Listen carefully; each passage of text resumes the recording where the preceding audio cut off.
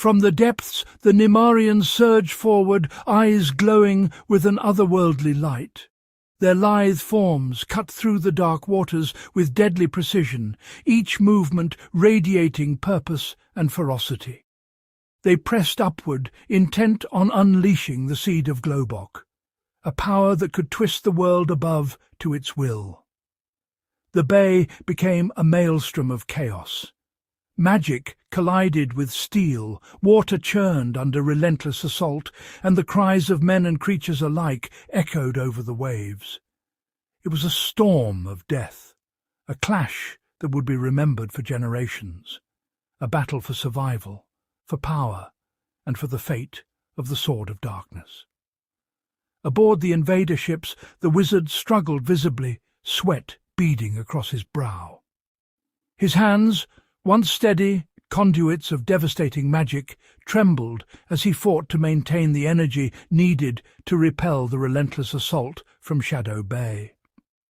"My lord," he gasped, clutching his staff, voice tight with strain.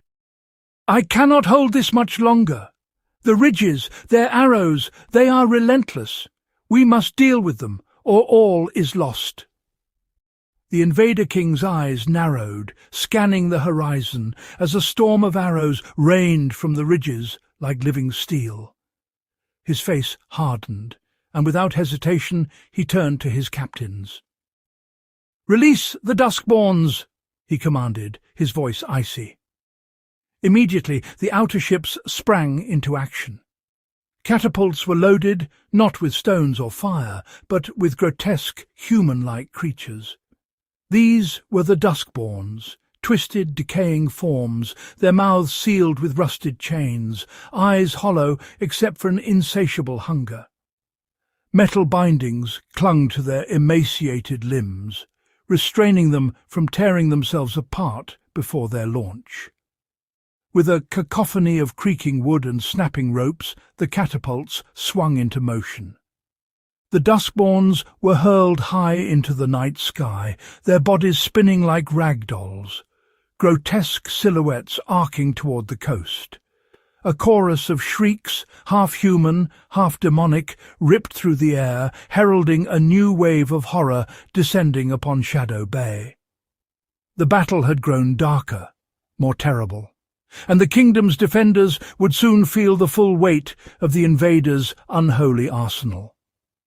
From the decks of Shadow Bay's ships, soldiers stared in horror as dark figures arced across the night sky, their twisted silhouettes briefly illuminated by the pale moonlight. The impact came moments later. Many of the Duskborns smashed against the jagged ridges, their bodies breaking upon the rocks below. Bones shattered with sickening cracks, heads rolled free, severed by the sheer force of the fall, limbs bent at impossible angles, yet death did not claim them. Even the broken ones began to move, fingers clawed into the dirt. Mangled bodies dragged themselves forward, scraping across stone and roots with relentless determination. It was as if pain meant nothing to them, only movement, only hunger. Hidden among the trees, the soldiers stationed along the ridges barely had time to react. Those Duskborns that had survived the fall intact rose slowly, unnaturally, their movements jerky yet terrifyingly fast. Their mouths remained bound shut with rusted chains, but muffled growls escaped through clenched jaws as they lunged forward. One soldier, crouched behind a thick tree trunk, watched in frozen disbelief as a Duskborn tore into his comrades.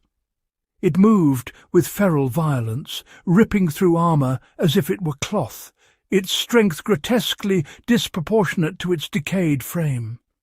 Screams rang out, cut short, one by one. The soldier barely had time to inhale before the creature turned its hollow gaze toward him. "My lord, the ridges! Our men are being slaughtered!" One of the king's captains shouted, his voice breaking as frantic reports poured in. The ridges, their greatest defence, the pride of Shadow Bay, were rapidly becoming a graveyard. Aboard his flagship, the King of Shadow Bay clenched his fists, knuckles whitening as he took in the unfolding catastrophe. He had anticipated resistance. He had expected magic. But this was something else entirely. His jaw tightened, his gaze hardening. "We cannot lose those ridges," he said quietly, the weight of the words heavy with consequence. Turning sharply to his commander, he barked, "Send reinforcements immediately. Drive those abominations back, into the sea if you must." Orders rang out across the decks.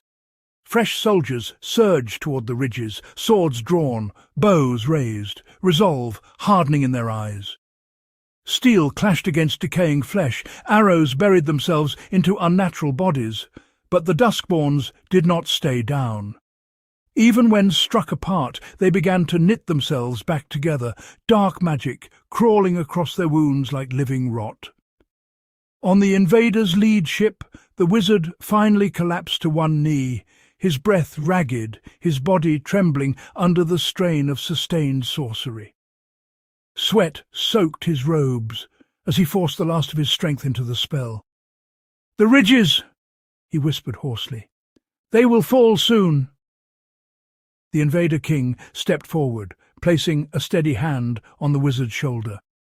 His voice was calm, assured, dangerous. "You have done well," he said. "The Duskborns will finish what you have begun."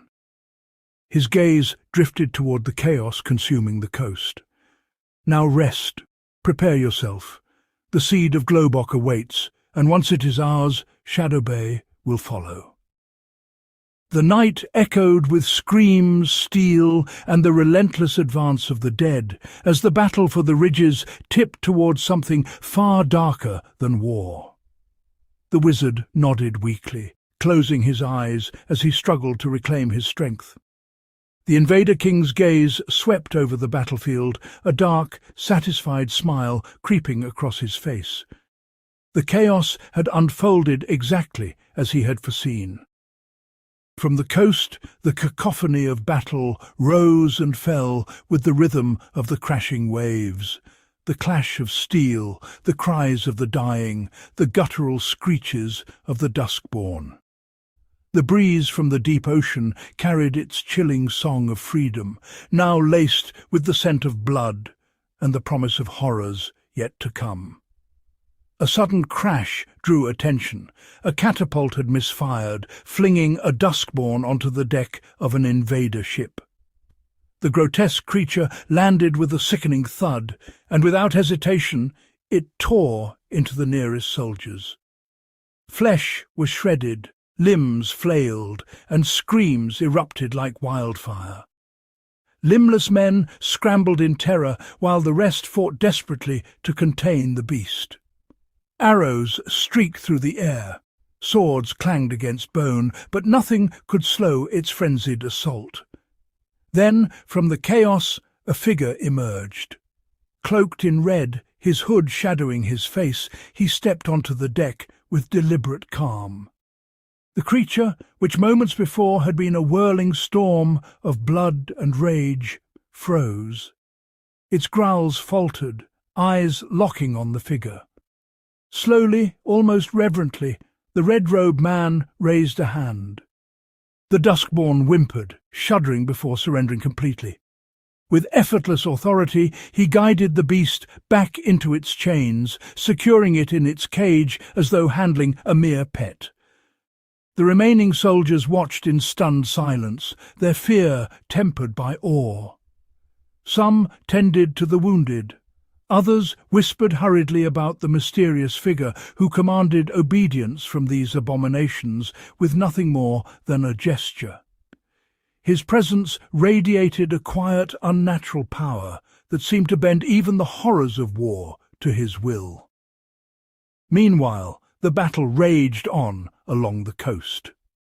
Shadow Bay's soldiers fell like insects under the relentless onslaught, their cries swallowed by the thunder of combat. High on the deck of his flagship, the Invader King surveyed the chaos with a cold, calculating eye. Slowly he raised his left hand and gave a single precise command. The signal was unmistakable. The final assault on the city of Shadow Bay had begun.